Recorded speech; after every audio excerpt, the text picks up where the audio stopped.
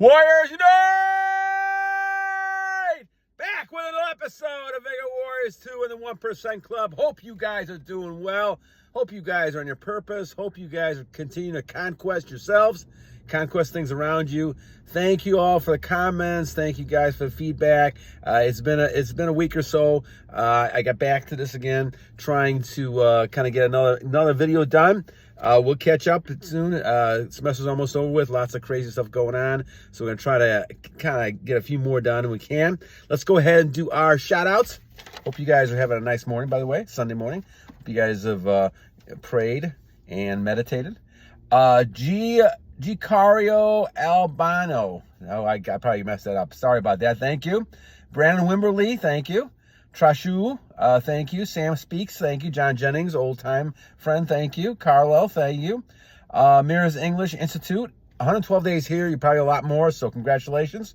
Ben, thank you. Alvin, usual. Alvin's one of the first ones we had. Michael, moncrieffe, thank you. Bless Martine, thank you. Oleg, thank you, Oleg. Benspecial, thank you. Day 2, keep it going, my friend. BadBwoymusic, thank you. And Lykkos as well. Thank you guys for your comments. And we'll kind of catch up with the shout-outs, and over the last few weeks, we'll do that pretty soon. All right, so our topic for today is, let's go to what's the purpose of SR? Smiley QB3NT, I think. Thank you, my friend. All right, so let's go back and look at this for a second. So what are we doing all this for? So I may probably have to go back in a little bit of history of myself just to kind of tell you what my thoughts are and feeling about this as well. So I'm going to be 64 in June, and probably around the mid-30s, late 30s, after playing years of football in high school and in college, I was in pretty bad shape. I had 3 children, probably around, I'd say probably, I don't know, 2000s. What is this? This is 60. I can't lose track of the years now here a little bit. But late 1990, something like that. I probably had 2 of my 3 children at that point. And, it was really getting stressful. Went to the doctor. Really a lot of hypertension, a lot of issues going on, eczema, injuries, all kinds of football injuries. And I was only in my late 30s. And the doctor, basically had, told me that there's not too much longer unless you take care of yourself and get back into shape. And I've always in the back of my mind, back in the fear back in the 1960s when we were growing up, at least I was growing up back then, you guys are a lot younger than I am, our fear, at least the family's fear and people around us, was, can you make it to the year 2000, right? Because everything's changed in the year 2000, right? And we know that didn't happen. But the year 2000 was something where this was the milestone. And so that was like 61, that would be 39 years old, right? So at that point, so at that point, then, once you had passed that, then I started looking at myself and saying, okay, I really am interested in longevity. I like life, for the most part. At that point, it wasn't as stressed out and all kinds of stuff like that. But there's got to be a better way to live, a better happiness for those things around you. What is the purpose of life? And so I had spent a lot of time in CCD, Catholic, school, grammar school a little bit, and, especially Sunday school, things like that.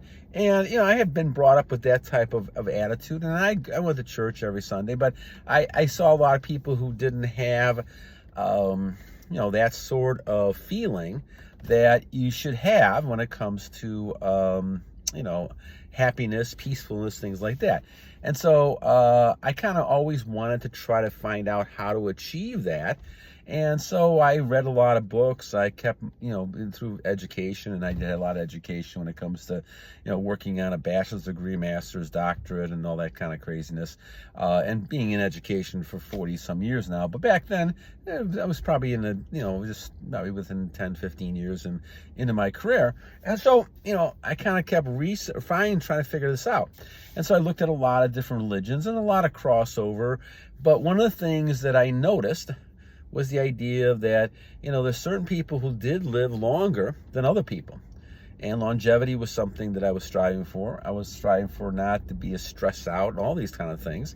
And so part of it is that I kind of look for that. So we moved we moved to a certain town in the Midwest, and it was a goal. It was this is back in 1998, I think, 98, 99, something like that. And there was a Goodwill. Then we just walked into it because, my Vigor Warrior 2's wife and I, we like to shop a lot and looking for, thrift stores and all kinds of stuff like that. And also donate to places like Goodwill and Salvation Army, things like that. So we like doing that kind of stuff. And so we went in there and basically, looking through books, I just happened to find this book by Peter Kellner, The Fountain of Youth. And I said, this sounds kind of crazy to me. Of course, I was very skeptical at the time. But I said, I'm gonna go and try this and read this and figure out what's happening. Well, that's when I kind of learned in the book all about the idea that, especially more in the, some of the religions talking about energy and talking about, the chakras that we have and the vortexes and how that works, and those theories that work in energy. And so it got me to a lot of thinking about what is life and what are we. We are a physical manifestation of something that's inside of us. And so, because when I saw people who passed away, that whatever that being was not there any longer. And because that being wasn't there any longer, something happened to that. And I know now through teaching science for a lot of years, especially physical science and physics, that matter can't be really, destroyed. It can transfer. Water transfers to ice when you put some, coldness to it, temperature, and it also then can melt. The ice can melt if you heat it. So, and then it goes into gas, and who knows where it goes. So the thing is that it transfers into something else. So we don't really ever lose any of the energy. So the thing is that energy can be transferred. So the question then becomes to me, what are we really? I mean, yes, we grow to a certain age and then we start looking different on the outside, but inside we basically are energy. And so the question then becomes, I was thinking, well, I have a belief in the Creator. I mean, I realize at some level we're small in this whole vast world that we have. And so what is really controlling this?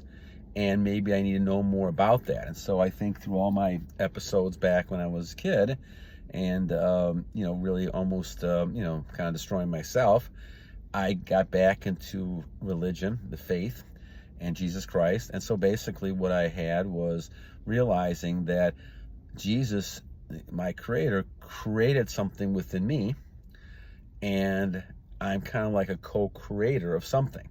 What that is, I wasn't completely sure, but as time went on and reading the book especially, you figured out that the vortexes and the energy within yourself continues to grow. It can eventually die out if you lack of activity, plus also draining yourself, draining the energy you have. So what is the energy you have? Well, the energy you have, which I didn't really realize because the media and the world was teaching us something different all these years, that you should go ahead and have, sex, especially since the 60s. Now, I was born in 61, so to me, I was probably still pretty young, 9, 10 years old when all the revolution came through. So I didn't see the 50s. I had my parents, of course, but grandparents, but I didn't see the 50s. So I didn't really kind of get the grasp until a little later, as I figured out how the change was from the 50s to the 60s and late 60s and things like that. Early 60s, I think, especially since Kennedy got killed, and then Robert Kennedy and Martin Luther King, all those kind of people, what happened was the radical change in our society. But it became more of a me and generation. That's why you had the I think it was Pepsi commercial back then and things like that. So what happened was that basically then everybody became more me-centered. So part of this then is that you look at this, there wasn't the type of discussion on, okay, how do I use my energy and how do I save my energy? And so as time went on, I began to realize that I have very valuable energy. Back then, because of the me generation, there was that free love, free sex, all that kind of stuff talk, and there was no consequences to any of that stuff. And so people didn't have a fear in going ahead and getting getting somebody impregnated and, doing that because they could get abortions and things like that. So because there was no fear, people would, the males especially, would be releasing energy. Maybe females would be too. But the males, for the most part, would be releasing. So because of that, the males then would be losing their energy. And as we have always talked about in the Bible, that you really don't want to lose your energy unless you're procreating for a purpose to have children. So because of that, you saw a lot of people who were, combination of drugs and sex and all kinds of stuff, were really kind of self-destructing themselves, right? A lot of people, you look at them, all the musicians, all the people who died back then, because of that. And so as a result of all that, when you're talking about this, I got some in my throat there. When you're talking about this, you're talking about something where a person lost their energy. And so as a result of that, where does energy go? And so I started thinking to myself, okay, well, now you're at a point where the energy is because of your semen. And this is what that book kind of taught me that. Now, it didn't teach me that right away. I had to go through all the exercises because exercises seemed to work. I saw a lot of people talking about that. And it seemed like a lot of people had that realization that if they did this, if they had semen retention, they would go ahead and kind of feel better, get stronger and things like that, no matter what age they were. They could have been 20, 30, 40, 50, 60, 80 years old. So I didn't really understand it fully until I read the sixth rite, which there's 5 different exercises, but the sixth one is talking about how you transmute your sexual energy. And so as Freud and a lot of people talk about, your whole life really focuses around your ability to use your sexual energy. Napoleon Hill's talked about this in the book Think and Grow Rich. Freud, I teach an AP psych class. And so, we talk about those type of things. A lot of psychologists talking about the effect of sexual energy. And so, if you think to yourself, okay, all of a sudden you're realizing you need to use your sexual energy in a positive way. A lot of young men struggle in their 20s because they're still using this, trying to figure out, how can I use this for positive purposes? How can I use this to achieve things, right? So we study SR, we look at SR, we work on SR because we're trying to become the highest value male and female that we can become.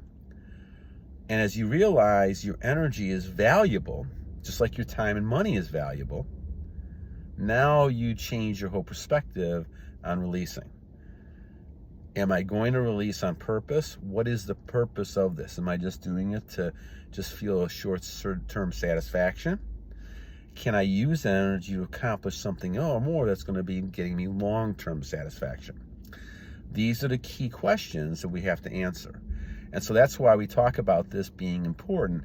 So when you look at this now, and I've been doing the exercises since 1998 when I got the book, but it hasn't been until before the COVID where I decided to really go full strong into that 6 mode, because at 59 I was getting some benefits, but I wasn't really seeing what I wanted to see. And it always talks in the book about when you really want to become superhuman, have a superhuman power, you have to look at that 6th exercise, which is the transmuting of sexual energy. Because of that, then I started doing that, and all of a sudden, then it was a whole different thing. And I feel better now than I've ever felt before. I feel like that I'm 30 years old. The energy level and things that I have. I have not really been any kind of sick to any degree where I have to go ahead and actually, stay out of work or miss a day or anything like that. I haven't done that since 2001 or 2, something like that. So I think a lot of these benefits are real, but I think a lot of it goes back to your understanding of how you use your energy. And if you use your energy in a positive way, you're going to be able to achieve things that you never thought you could achieve. Also, you have to realize women's nature. And I've seen several videos on this recently where it's just the biological nature of females. They want to find the best male they can to go ahead and mate with. Now, this is biologically, subconsciously. This is not a conscious type of thing. But they'll always go with that impulse. They'll always find that this is what they're looking for. And so emotionally, they're raising the children. All these things are a different type of attitude. Males tend to be more of the providers, protectors, which it should be. And the females tend to be the ones who are nurturers, who try to raise the children and all those type of things. And even though we've seen some radical changes in society, that for the most part is still the basic idea. And that's never going to change. And I think we're starting to see moving back to those type of things as well.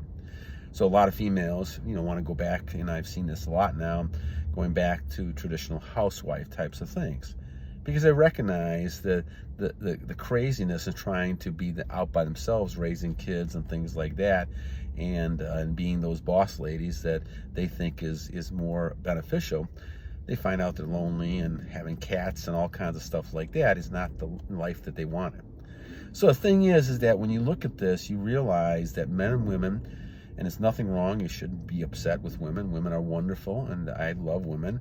I love my wife, I love the kids, all kinds of things like that. But you should recognize that's the way they are. So the thing is, you should not be losing your energy, right, to pictures, to movies, to people, on one-night stands, things like that, unless you're doing something seriously. So it's more of a case of honoring yourself and realizing that you have a powerful, super powerful thing that God has given you. And that's your energy. We talk about it in the idea of semen retention. Semen, your energy is valuable. And one loss of energy, right, that you may have, you have to now take, weeks on end, several weeks to actually kind of get back that semen. So yes, over time, you can do it for years. It's wonderful. I think I've been no-fap almost 1,700 days. But I had 47 years of going back and forth, all kinds of crazy nonsense. And I was, I felt terrible most of the time. And you know this, when you do it, you feel great for about 10 seconds, and then you feel terrible. So because of that, you realize that you need to save your energy and conserve it and use it for positive. And this is what transmutation is all about. Napoleon Hill, once again, talked about this. Freud, all these people have talked about the fact that controlling your repression, your anxiety, using it for positive things is the key thing. So again, the question back to Smiley here. Why do we do semen retention? Semen retention is part of the idea that we need to use self-control to become the best male and female version we can become. And we cannot become that unless we learn to control ourselves. We can't ever become that unless we control the energy we have. And that's the whole key to it. So great question. Like I said, going back to a little basics, back at the beginning a little bit. But the idea is that you really want to control your energy. All the benefits we've always talked about, more clarity, more energy, more attractiveness, more opportunities. All these things happen because people see that you're different. And you're different because you're controlling your nature. You're not just chasing lust. You're not just chasing sinful type behaviors like a lot of us do, and gambling and drugs and overeating, all that kind of stuff. Women, all these type of things, because, you can't control yourself.